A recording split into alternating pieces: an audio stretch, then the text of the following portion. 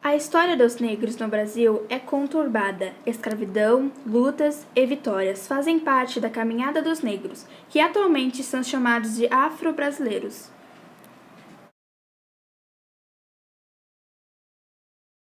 O transporte de negros africanos se fazia por meio dos navios negreiros, e as condições eram precárias, resultavam na maioria das vezes as mortes dos escravos.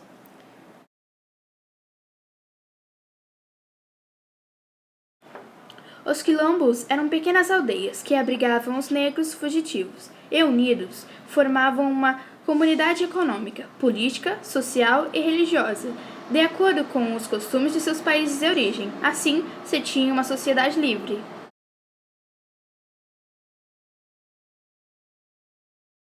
Vários aspectos da cultura brasileira são herança deixadas pelos escravos negros africanos no Brasil.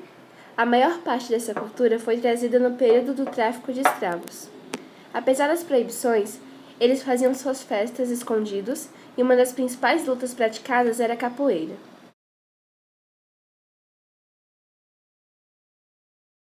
Os negros eram trazidos da África dentro dos porões dos navios negreiros. Alguns não resistiam à viagem e eram lançados ao mar.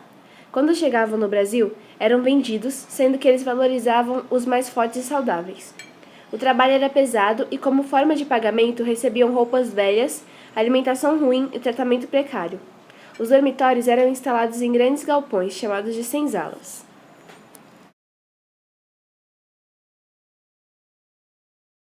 Alguns escravos conseguiam cartas de alforria para conquistarem a liberdade, mas o preconceito os impedia de crescer.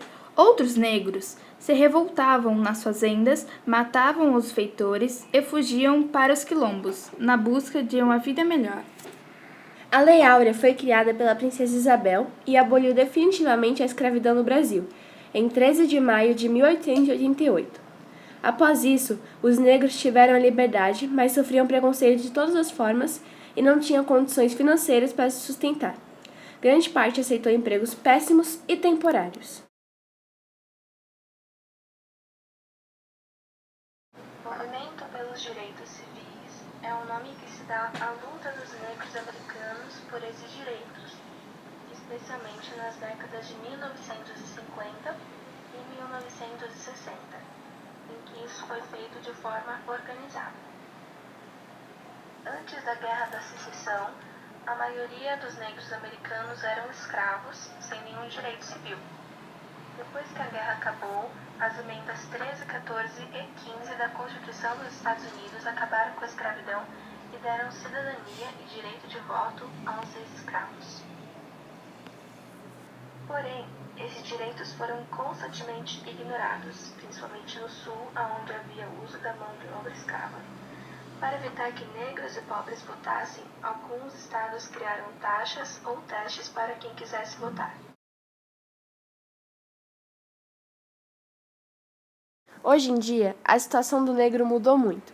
Ele foi incluído na sociedade e criaram-se leis contra qualquer tipo de racismo. Porém, ainda há muito preconceito, sendo que a maioria dos jovens presos e mortos são negros hoje.